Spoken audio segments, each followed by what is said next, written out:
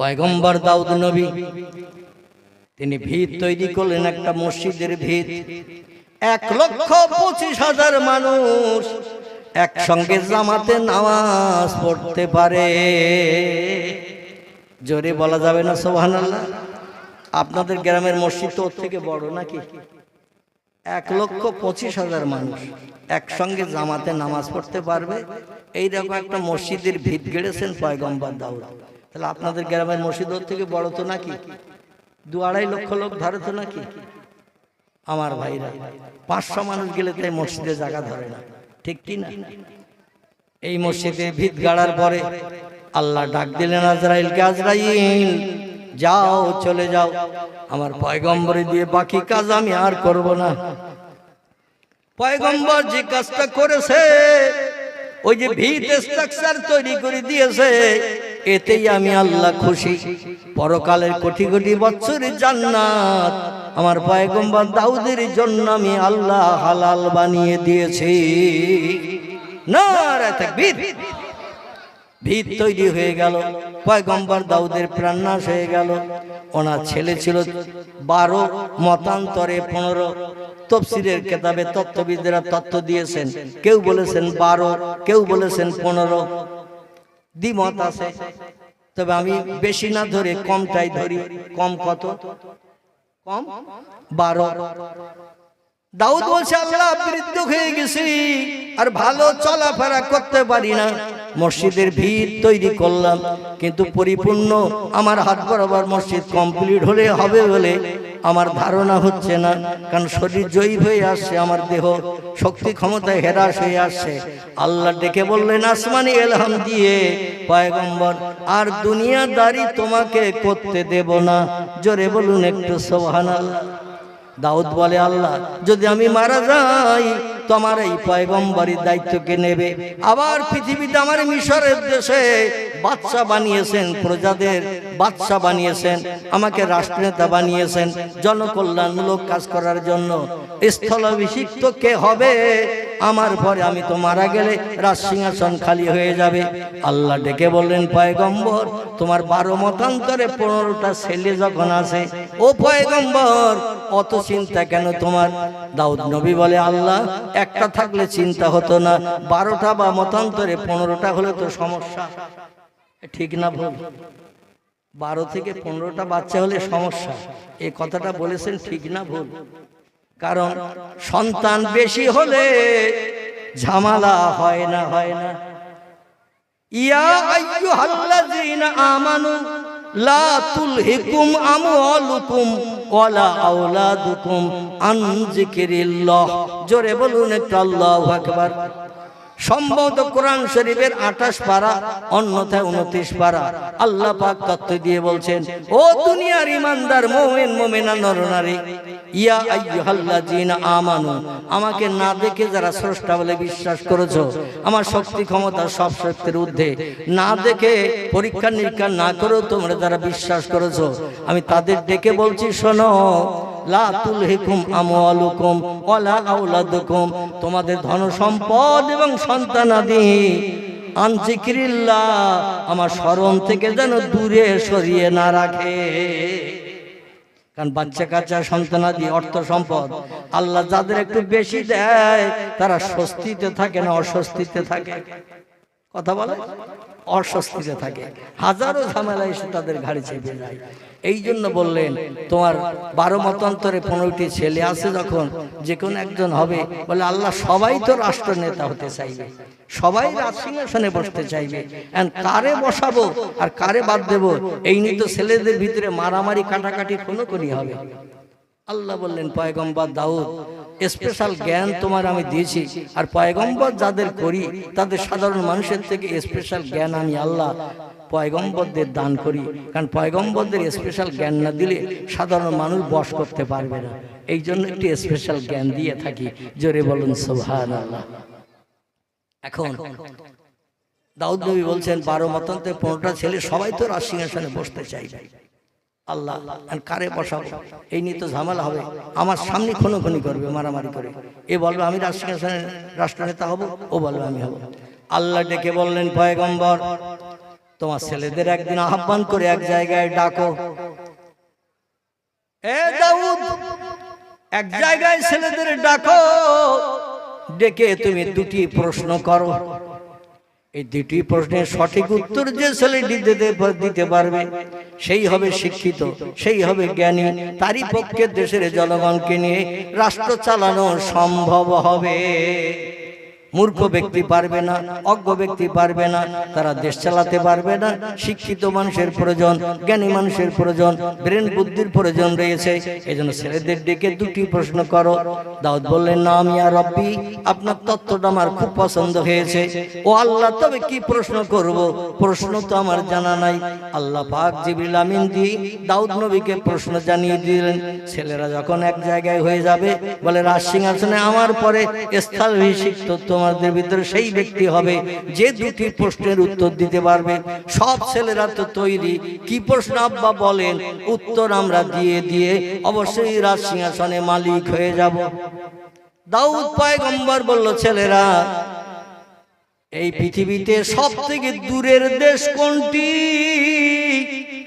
যে ছেলেটি সঠিক উত্তর দিতে পারবে সেই হবে রাজ সিংহাসনের মালিক। ছেলেরা বলে, এমন সহজ প্রশ্ন? তাই আমরা দুশ্চিন্তায় পড়েছিলাম। এই উত্তর তো আমরা যখন তখন দিতে পারি। বল দাও। মিশরের জমিনে বসে বসে প্রশ্ন হচ্ছে।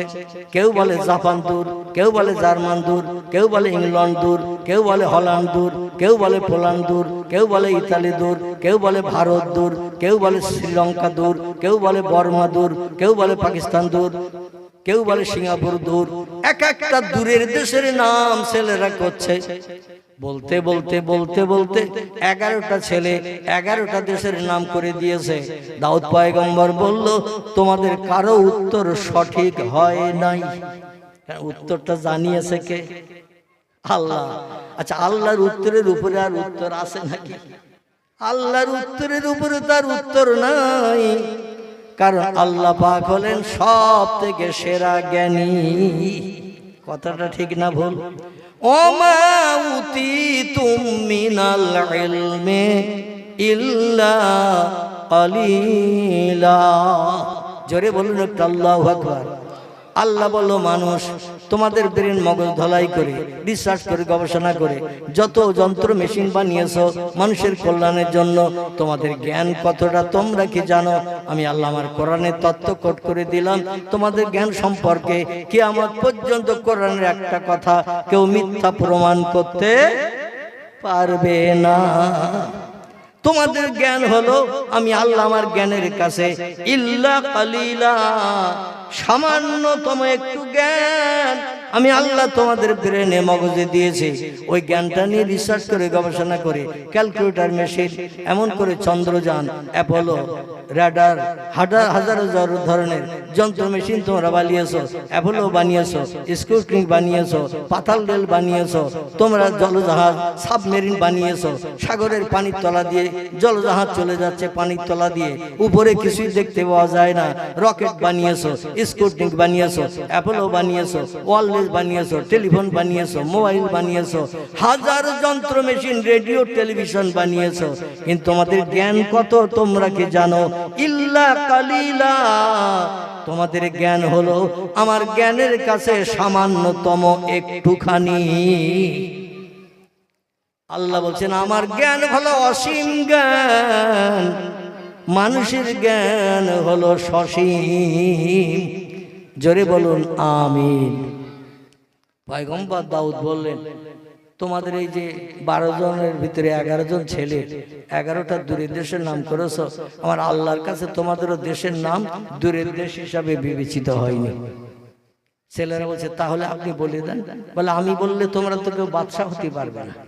বলে, তাহলে উপায়? বলে, তোমাদের ভিতরে আর কেউ বাকি আছে বলতে? বলে, আব্বা ওই ছোট ভাইটা পাশে দাঁড়িয়ে দিয়েছে, আমরা উত্তর দেব তাই শুনবে বলে এসেছে। ছোটটার নাম হযরতে সুলাইমান আলাইহিস সালাতু সালাম। জোরে বলুন একটু সুবহান। বয়স 6 মতান্তরে 7 বছর। কত বললেন? 6 মতান্তরে 7 বছর। এই 12-13টি ছেলের ভিতরে সব থেকে কনিষ্ঠ ছোট যে, তাহলে এই বয়সে বেশি হবে না কম হবে? ছোট ছেলে। তাই বলছে আব্বা ও আমরা কি উত্তর দেই তাই শোনার জন্য পাশে এসে দাঁড়িয়ে ও দেখছে আর শুনছে। পয়গম্বর দাউদ বলছে ইয়া ইবনি সুলাইমান, ও বাবা তোমার ভাইরা কোন কোন দেশের নাম বলেছে তুমি কি শুনেছো? সুলাইমান বলে নাম ইয়া রব্বি, আব্বা ইয়া আবি, হ্যাঁ আব্বা আমি শুনেছি। বলে তোমার কাছে তোমার ভাইদের প্রশ্নের উত্তর কোনটা সঠিক হয়েছে বলো। সুলাইমান বলে আব্বা ভাইরা যে সমস্ত দেশের নাম বলেছে ও দেশ আমার কাছে কাছের কাছের দেশ, ও দেশ আমার কাছে দূরের দেশ নয়। বলছে তাহলে তোমার কাছে দূরের দেশ কি আলাদা আছে? সুলাইমান বলছে না আমি আবি, হ্যাঁ আমার কাছে দূরের দেশ আলাদা আছে। ভাইরা বলছে আমরা এত দেশের নাম বললাম, আগে হয়েছে দুনিয়ার দেশের নাম আমরা জানি, আর তুমি শেষে হয়ে তুমি আবার আমাদের থেকে দূরের দেশের নাম জানো। এই সুলাইমান বল তাহলে কোন দেশ, দেখি আমাদের দেশের থেকে তোর নামটা কোন দূরের দেশ হয়। সুলাইমান বলছে আব্বা আমার কাছে সব থেকে দূরের দেশের নাম হলো কবর। কি নাম? আমার কাছে সব থেকে দূরের দেশের নাম হলো কবর। ভাইরা অট্ট হাসি হাসলো 11 জন ভাই। বলে আব্বু বাচ্চা মানুষও ভুল তত্ত্ব দিয়েছে, ওর কথা কিছু মনে নেবেন না। দাউদ নবী বলছে ছেলেরা সুলাইমান ভুল কি তত্ত্ব দিল? বলে একটু মাথা উঁচু করলে আমাদের কবরের স্থান দেখতে পাওয়া যায়। অল্প দিনের ভিতরে কেউ মারা গেলে তার কবরের উঁচু ঢিবি মাটিটাও মাথা উঁচু করলে নজরে দেখা যায়। আর দূরের দেশ দেখতে গেলে বহু দিন ধরে ধরে যেতে হয়, চলতে হয়, হাঁটতে হয়, ঘোড়ার পিঠে ছুটতে হয়, তারপরে দূরের দেশে পৌঁছাতে হয়। কবর তো বাড়ির পাশে কত আছে। সুলাইমান বাচ্চা মানুষ তথ্য জানে না, এজন্য একটা তথ্য দিয়েছে, কিছু মনে নেবেন না। দাউদ পয়গম্বর ডেকে বলে সুলাইমান মাথা উঁচু করলেই কবর দেখতে পাওয়া যায়, কিন্তু সেই কবরের নাম তুমি দূরের দেশের নাম হিসাবে কেন সাব্যস্ত করলে? সুলাইমান বলে আব্বা জাপানে যদি কেউ থাকে, জার্মানে কেউ থাকে, ইংল্যান্ডে থাকে, হল্যান্ডে থাকে, পোল্যান্ডে থাকে, ভারতে থাকে, বাংলাদেশে থাকে, পাকিস্তানে থাকে, শ্রীলঙ্কায় থাকে, বর্মায় থাকে, কোনো আপনজন কেউ যদি পৃথিবীর কোনো দেশে থাকে, সে দেশে যে খুঁজলে 2 মাস 6 মাস 2 বছর 5 বছর 10 বছর পরে কেউ যদি হারিয়ে কোথাও যেয়ে থাকে, খুঁজলে একদিন না একদিন তার সন্ধান পাওয়া যায়। কথাটা ঠিক না ভুল? কোন দেশে কোন আপনজন যদি হারিয়ে থাকে, পালিয়ে থাকে, যত দূরের দেশ হোক, সেখানে যে 2 মাস 6 মাস 1 বছর 2 বছর 5 বছর খুঁজলে একদিন না একদিন তার সন্ধান পাওয়া যায়। কিন্তু কবর দেশে যে লোকটি যায়, কিয়ামত পর্যন্ত খুঁজলে তার কোনো সন্ধান পাওয়া যায় না।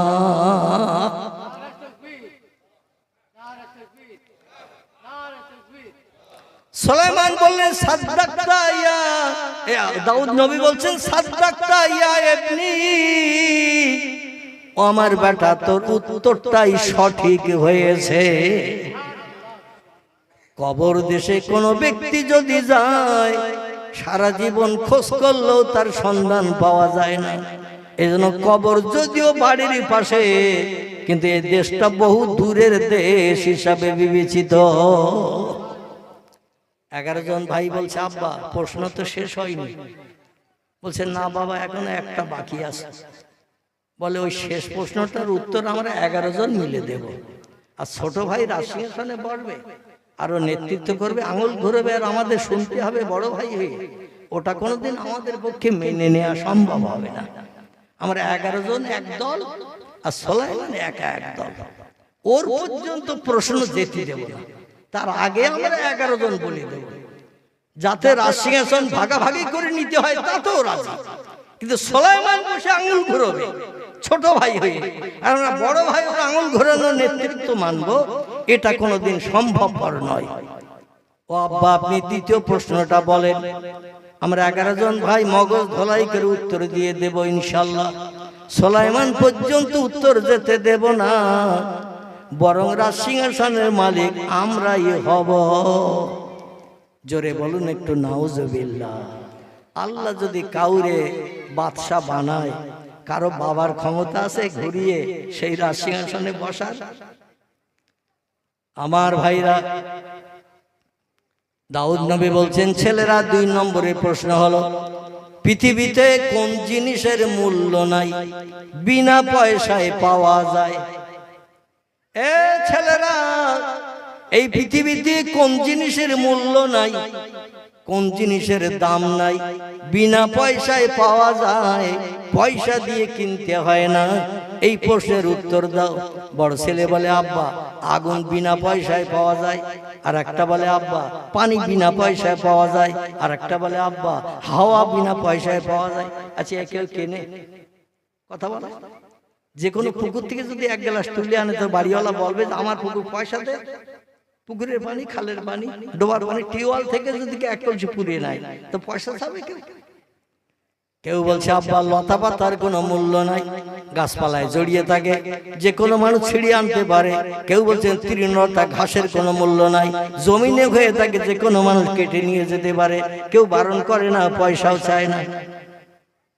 এক একজন এক একটা জিনিসের নাম বলে। আমার ভাইরা, সুলাইমান চুপ করে দাঁড়িয়ে দাঁড়িয়ে ভাইদের এই তথ্য শুনছেন। বলতে বলতে 11 জন হয়ে গেল। দাউদ পয়গম্বর বলছে, তোমরা যে তত্ত্ব দিল, হাওয়ার মূল্য নাই, আগুনের মূল্য নাই, পানির মূল্য নাই, গাছের পাতার মূল্য নাই, লতা পাতার মূল্য নাই, ঘাসের মূল্য নাই। এ ছেলেরা, তোমরা 11 জন 11টা জিনিসের নাম করলে। কেউ বলছে মাটির মূল্য নাই, জমিনের মাটি, যে কোনো জায়গা থেকে 1 খামসা যদি কেউ নেয়, কেউ বারণ করবে? 1 খামসা মাটি বারণ করবে কেউ? কেউ তো বারণ করবে না। তাম দুনিয়ায় শুধু মাটির জমিন, 1 খামসা নিলে কেউ কিছু মনে করবে না। বলতে বলতে 11 জনের বলা হয়ে গেছে। সুলাইমান চুপ করে দাঁড়িয়ে আছে ওই মজলিসের এক পাশে। দাউদ নবী বলছেন, সুলাইমান বাবা, তোমার ভাইরা 11টা জিনিসের নাম করেছে। আগুন পয়সা দিয়ে কিনতে হয় না, হাওয়া পয়সা দিয়ে কিনতে হয় না, পানি পয়সা দিয়ে কিনতে হয় না, লতা পাতা পয়সা দিয়ে কিনতে হয় না, ঘাস পয়সা দিয়ে কিনতে হয় না, মাটি পয়সা দিয়ে কিনতে হয় না, হাওয়া পয়সা দিয়ে কিনতে হয় না। ও বাবা, তোমার ভাইদের উত্তর কি সঠিক হয়েছে? সুলাইমান বলে, লা ইয়া আবি, আমার পিতা পয়গম্বর দাউদ নবী গো, ভাইরা যে সমস্ত তত্ত্ব দিয়েছে বিনা মূল্যে পাওয়া যায়, বিনা পয়সায় পাওয়া যায়, কোন তত্ত্ব আমার কাছে সঠিক হয়নি।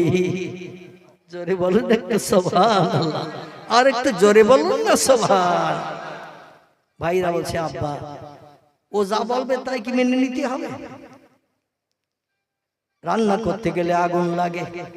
সুলাইমান বলছে, বিনা পয়সায় পাওয়া যায়, পয়সা দিয়ে কিনতে হয় না। তবে আপনাকে আমি বলি, পানি ছাড়া মানুষ বাঁচে না। পানির বিশেষ প্রয়োজন আছে, পিপাসা লাগলে পানি পান করতে হয়। আগুন দিয়ে কাঁচা জিনিস রান্না করে খেতে হয়। হাওয়া নাকে দিয়ে না টানলে, অক্সিজেন না টানলে বেঁচে থাকা যায় না। অব্বাজান লতা পাতা ঘাস চতুষ্পদ জীবজন্তুরে খাইয়ে পেটের উদর পূর্ণ করতে হয়, অন্যথা অনাহারা হয়ে মারা যায়। জমিনের মাটি ছাড়া কোনো চাষবাস হয় না, ফসলাদি হয় না। সব জিনিসের প্রয়োজন রয়েছে, দরকার রয়েছে, বিনা পয়সা বিনা মূল্যে পাওয়া যায় না।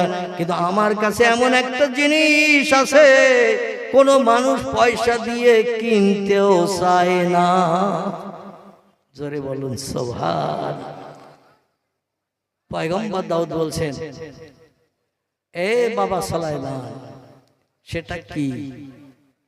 সুলাইমান বলছে, আব্বা এই পৃথিবীতে যখন কোনো মানুষ মারা যায়, 3 তলার বাড়ির মালিক, 5 তলার বাড়ির মালিক, কোটি কোটি টাকার মালিক, 10খানা 20খানা গাড়ির মালিক, কোটি কোটি টাকা ব্যাংক ব্যালেন্স আছে, কিন্তু লোকটা যেই মারা যায়, তার আপনজন আত্মীয় স্বজন 2-4 ঘন্টা পরই তারে ঘর থেকে বাইরে নামিয়ে দেয়, তারে আর ঘরে রাখতে চায় না।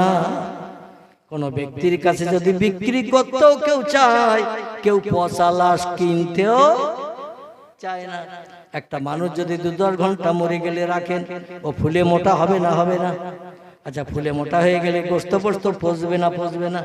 আচ্ছা পচে যদি যায় পোকা হবে না হবে না? দুর্গন্ধ ছুটবে না ছুটবে না? যে কোনো আশপাশের মানুষ বলবে তাড়াতাড়ি পার করো, খেতে পাচ্ছি না, ঘুমাতে পাচ্ছি না, দুর্গন্ধে নাক আলগা করতে পাচ্ছি না, বলবে না বলবে না? তাড়াতাড়ি পার করো। ও আব্বাজান, আমার কাছে মরা লাশের কোনো এক পয়সা মূল্য নাই। পয়গম্বর দাউদ বলেন না, সাদ্দাকতা ইয়া ইবনি, ও বেটা সুলাইমান, আল্লাহর ফেরেশতা জিবরিলের তরফ থেকে এই উত্তরটা আমি শুনেছি।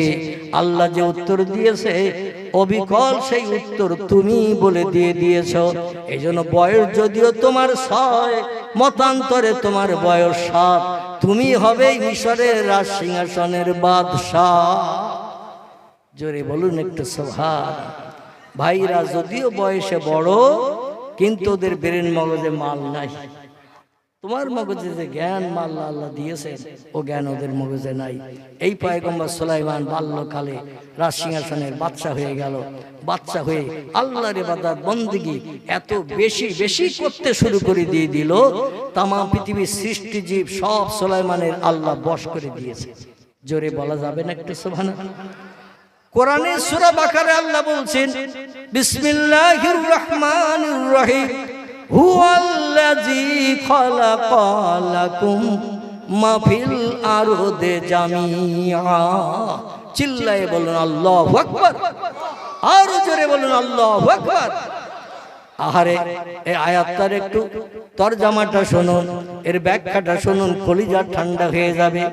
আল্লাহ বলছেন, ও বিশ্ববাসী মানুষ জাতি, যত সৃষ্টি পৃথিবীতে পাঠিয়েছে সমস্ত সৃষ্টির ভিতরে লাকাদ খালাকনাল ইনসানা ফি আহসানি তাকবীম।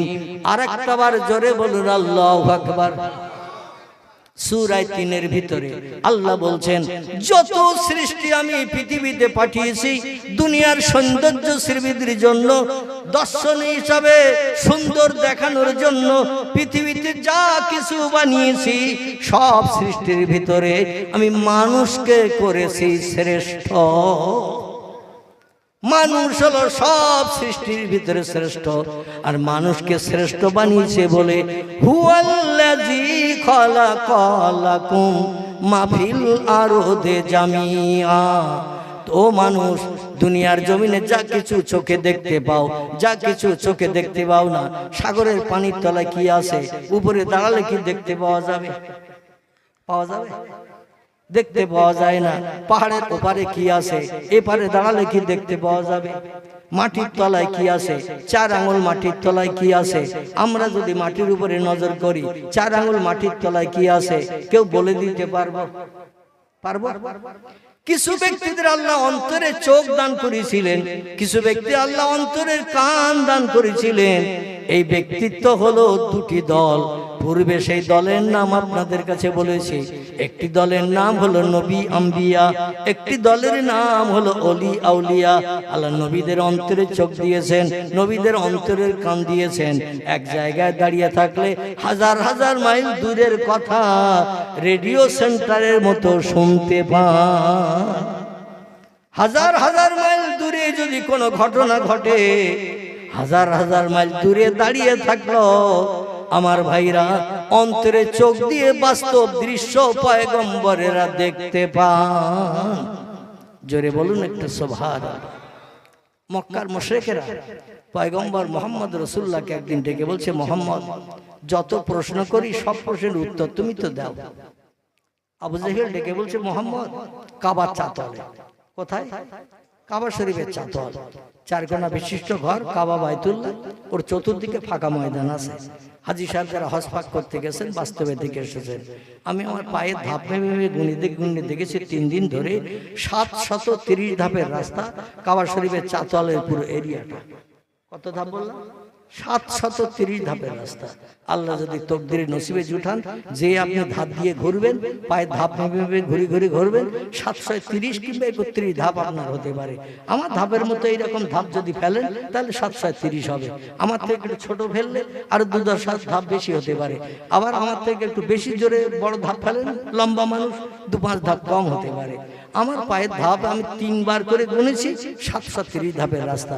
এই বিশাল ফাঁকা চাতোয়াল, যেখানে হাজী সাহেবরা কাবা ঘরকে কেন্দ্র করে তপ করে ঘুরে থাকে, এই চাতোয়ালে মক্কার লিডাররা সব হাজির হয়ে গেছে আবু জেহেলের ডাকে। কার ডাকে? আবু জেহেলের ডাকে। লিডারদের ভিতরে আবুল আহাব আছে, উমাইয়া বিন খলফ আছে, সুফিয়ান ইবনে খালিদ হারবি আছে, উতবা আছে, উতাইবি আছে, শুআইবি আছে, ইকরামা আছে, আবু সুফিয়ান আছে, নাজ্জার আছে, বড় বড় লিডার নেতারা সব হাজির। আবু জেহেল বলছে, ভাইপোরে যত পরীক্ষা করি সব পরীক্ষায় ভাইপো ফার্স্ট ক্লাস ফার্স্ট হয়, কোন পরীক্ষায় আজ পর্যন্ত আমরা ফেল করাতে পারিনি। এই জন্য তার কলেমার দাওয়াতে আমরা বন্ধ করতে পারিনি। একটা দিন ফেল করাতে পারলে তার কলেমা যে মিথ্যা সত্য নয় এটা আমরা প্রমাণ করতে পারতাম, কিন্তু পরীক্ষায় তো তারে ফেল করাতে পারিনি। তবে আজকে একটা কঠিন পরীক্ষা নিতে এসেছি। কি পরীক্ষা নেব তোমরাও জানো না, কেবল আমি জানি, আমাদের দেবতা লাত জানে। কে জানে? আমাদের দেবতা প্রভু লাত জানে। লাত। দেশের মানুষ বলছে এই রকম কঠিন পরীক্ষা নেওয়ার জন্যই তো আমরা প্রস্তুত আছি, দেখতেও রাজি আছি। আবু জেহেল এ হাতের মুঠাটা করে নিয়ে বাড়ি থেকে এসেছেন। সাফামারা সাইয়ের পূর্ব দিকে আবু জেহেলের বাড়ি। বর্তমানে সেই বাড়িটা এখন ইন্টারন্যাশনাল টয়লেট বানানো হয়েছে, পায়খানা ঘর। আবু জেহেলের বাড়িটা শত শত পায়খানা ঘর সৌদি সরকার বানিয়ে রেখেছে হাজিদের পায়খানা করার জন্য। জোরে বলুন সুবহানাল্লাহ। সেখানে আবার সাবান দেয়া, গরম পানি, ঠান্ডা পানি, ময়লায় হাত দিতে হবে না, শুধু পাইপ ধরলেই ক্লিয়ার করে দিয়ে দেবে। যার যখন পেট ব্যথা করে সৌদি সরকারের স্বেচ্ছাসেবীরা বলে ইজহাব ইজহাব এলাল বাইতুল খালা, তাড়াতাড়ি যাও, পেট ব্যথা করছে, পেট ধরে টিপতেছে, ওখানে যাও, মাল ঝাড়ো, পেট ব্যথা বন্ধ হয়ে যাবে। এইখান থেকে ও সাফা মারা সাই জায়গা মসজিদে হারাম পেরিয়ে কাবার চাতলে এসে নেমেছে। আর লিডার নেতারাও সব এসে হাজির। তো বাড়ি থেকে এসে যখন মুঠা বেঁধে নিয়ে এসেছে, কি করে এসেছে? মুঠা বেঁধে নিয়ে এসেছে। মুঠার ভিতরে এনেছে, ওর ঘরের দরজার সামনে ছিল একটা বরই গাছ। কি গাছ? বরই গাছ। কি গাছ জানেন? বাংলাদেশের লোকেরা বরই বলে, কুল ফলকে কুল, কুল ফলকে বাংলাদেশের লোকেরা বলে বরই, আমরা বলি কুল। এই আবু জেহেলের ঘরের দরজার সামনে পূর্ব দিকে একটা কুল গাছ ছিল। তাফসীরি কারকেরা তাফসীরের ভিতরে লিখেছে এই পৃথিবীতে 1450 বছর আগে প্রথম ডায়াবেটিস রোগ, সুগার রোগ ধরেছিল আবু জেহেলের। কার? আবু জেহেলের প্রথম সুগার রোগ 1450 বছর আগে ধরেছে। পৃথিবীতে তখন কোন ব্যক্তির দেহে সুগার রোগের নাম নিশানা ছিল না। ডায়াবেটিস কারো দেহে হয়নি। প্রথম ডায়াবেটিস আল্লাহ দিন ইসলামের চিরশত্রু দুশমন এই আবু জেহেলকে। আর এই ডায়াবেটিস রোগ থেকে মুক্তির জন্য প্রতিদিন সকালবেলা ঘুম থেকে উঠে জমজমের পানি নিয়ে হাত মুখ ধুয়ে ওর বাড়ির সামনের কুল গাছের ওই টোকো কুল পেড়িয়ে পেড়িয়ে খেত সুগার রোগ থেকে নিষ্কৃতির জন্য। বুঝতে পেরেছেন? এই কুল পেড়ে পেড়ে খেত, কোষো কুল, টোকো কুল খেলে একটু সুগার কম হয়। তাই ও সকালবেলা ঘুম থেকে উঠে কিছু না খেয়ে হাত মুখ দিয়ে প্রথম টোকো কুল খায়। আর সেই কুল গাছের থেকে পেড়ে নিয়ে একটা দুটো খেয়েছে, আর একটা মুঠো করে নিয়ে কাবার চাতলে হাজির হয়েছে।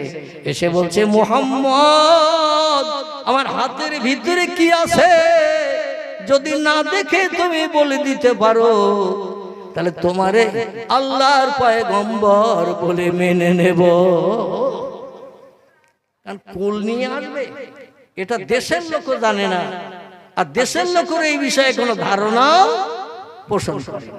হঠাৎ মনে কি খেয়াল হয়েছে, গোটা 2 কুল খেয়েছে আর একটা মুঠো করে নিয়ে কাবার সাথে হাজির হয়েছে। এসে বলছে আমার মুঠায় কি আছে, যদি না দেখে বলে দিতে পারো তাহলে তোমার পয়গম্বর বলে বিশ্বাস করো।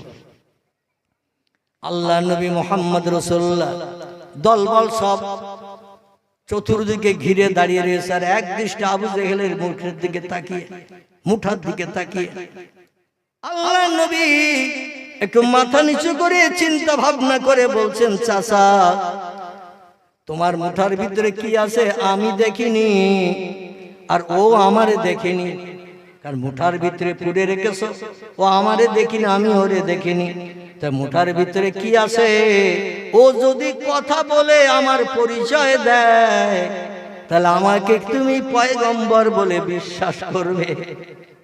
আবু জেহেল বলল, মুহাম্মদ ও পরিচয় দিলে হবে না, তুমি বাঘের কথা বলিয়েছো, হরিণের কথা বলিয়েছো, ও মুহাম্মদ তুমি পাথরের কথা বলিয়েছো, গাছের কথা বলিয়েছো, এর কি আছে বলতে হবে। নবী বলছেন, শোনো তোমার হাতের ভিতরে আছে কাকরের কুচি, পাথরের কুচি, ও পাথরের কুচি, আবু জেহেলের হাতের মুঠার ভিতর থেকে আমি কে কথা বলছি আমার পরিচয়টা একটু জনগণকে শুনিয়ে দাও। জোরে বলুন একটু সুবহান। কিন্তু হাতে রেখেছে কি, কুল। নবী বলছেন পাথরের কুচি, তুমি আমার পরিচয়টা, যত মানুষ দাঁড়িয়ে আছে তাদের কাছে আমার পরিচয়টা জবান খুলে দিয়ে দাও। আল্লাহ ডেকে বলে, আবু জেহেলের হাতের কুল, আমার নবী তোরে পাথর সম্বোধন করেছে, আর এখন তুই যদি কুল হয়ে বার হোস, আবু জেহেল এক্ষুনি তো হাত খুলে দেখাবে মোহাম্মদের কথা মিথ্যা। মোহাম্মদ বলছে পাথর, আর আমি এনেছি আমার ঘরের দরজার সামনের কুল ফল। মোহাম্মদ মিথ্যা কথা বলে, ও যে ধর্মের পরিচয় দিচ্ছে, প্রকাশ করছে, ও মিথ্যা। একটা মিথ্যা কোন রকমের যাচাই করতে পারলে ওরা উপকৃত হবে। আল্লাহ বলছেন, কুল রে তুই পাথর হয়ে যা। জোরে বলা যাবে না একটু সুবহানাল্লাহ, নারায়ে তাকবীর। আচ্ছা, আল্লাহ বললে সৃষ্টির কথা শুনবে না, শুনবে না? ওয়াইন মিন শাইইন ইল্লা ইউসাব্বিহু বিহামদিহি। জোরে বলুন একটু আল্লাহু আকবার। আল্লাহ বলছেন, যা কিছু চোখে দেখো আর যা কিছু দেখো না, সব সৃষ্টি আমার নামের তাসবিহ পড়ে, আমার হুকুম মানে, আমার স্মরণ করে, আমার কথার খেলাফ পৃথিবীর কোনো সৃষ্টি করে না, কারণ সব সৃষ্টি আমি আল্লাহ বানিয়েছি। জোরে বলুন একটু সুবহান। আচ্ছা, সৃষ্টি যদি আল্লাহর কথা শোনে, আল্লাহর হুকুম মানে, আল্লাহ যদি বলে কুল, পাথরের কুচি হয়, কুল হবে না? হবে না? পাথরের কুচি হবে। নবী বলছেন পাথরের কুচি। আবু জেহেল অট্ট হাসি হেসে জনগণকে বলছে, মুহাম্মদ আজকের মিথ্যাবাদী সাব্যস্ত হলো। সবাই বলছে, মা তারা ইয়াকি, তুমি তাহলে একটু দেখাও, তুমি কি এনেছো আর আমরা কি দেখছি, একটু দেখাও। মোহাম্মদ বলল, তো পাথরের কুচি, আর তো কি দেখাতে চাইছো? বলে, আমার ঘরের দরজার সামনে কুল গাছের ফল, আমিও দুটো খেয়েছি সকালবেলা, আবার একটা মোটা করে এনেছি, এই দেখো কুল ফল। যেই আঙুল ফাঁকা করেছে দেখে 4-5টা পাথরের কুচি। জোরে বলুন সুবহান। নবী ডেকে বলছেন, মা তারা ইয়া আম্মি, ও চাচা কি দেখলে? আমি যে বললাম পাথরের কুচি, তুমি বলছে কুল ফল। তোমার কথা সত্য না আমার কথা সত্য? তোমার কথা মিথ্যা না আমার কথা মিথ্যা? দেশের জনগণ আবু লাহাব, উমাইয়া বিন খালদ, সুফিয়ান ইবনে খালিদ হারবি, উতবা, উতাইবা, শাইবা, ইকরামা, আবু সুফিয়ান, হযরতে নাজ্জার, বিখ্যাত মক্কার লিডার, সবাই বলছে দুগেলার গত রাত্রে আবু জেহেল বোধহয় বেশি খেয়ে নিয়েছে, ও পাথরের কুচি এনে কুল ফল বলতে শুরু করেছে। জোরে বলুন একটু সুবহান। মক্কার বড় বড় লিডাররা বলছে, মুহাম্মদ তুমি এই মুঠার ভিতরে কি করে ওইখানে দাঁড়িয়ে দেখলে? রাসূল বলছে, আমার ইয়া জাদ্দি ইয়া আম্মি আখি, ও পাড়ার দাদারা, ও পাড়ার চাচারা, ও পাড়ার ভাইরা, আমি কি একটা তথ্য দেব, তোমরা শুনবে? সবাই বলছে নাম ইয়া ইবনে মোহাম্মদ। ও ভাই বা মোহাম্মদ বলো কি দিতে চাইছো? বলে আমার পাড়া প্রতিবাসী মক্কাবাসীরা, আমি সামনে তাকালে যত দূর দেখতে পাই, পিছনে না তাকালেও তত দূর দেখতে পাই।